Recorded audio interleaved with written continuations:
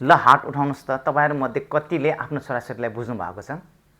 बालबालिकालाई बुझ्नु भनेको उनीहरूले के भन्छन् भन्ने सुन्नु मात्र होइन, उनीहरूको व्यवहार, भावना र आवश्यकतालाई गहिरो रूपमा अब्जर्भ गर्नु पनि हो।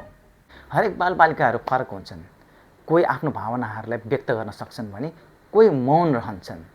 त्यसैले उनीहरूको भावनालाई बुझ्नका लागि समय, धैर्यता र संवेदनशीलताको आवश्यकता पर्दछ।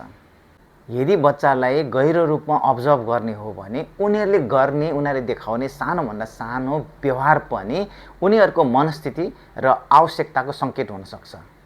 यदि पेरेन्ट्स र टिचर्सहरूले डरको होइन विश्वासको वातावरण बनाउँछन्, तब मात्र बालबालिकाहरू खुलेर आउँछन्।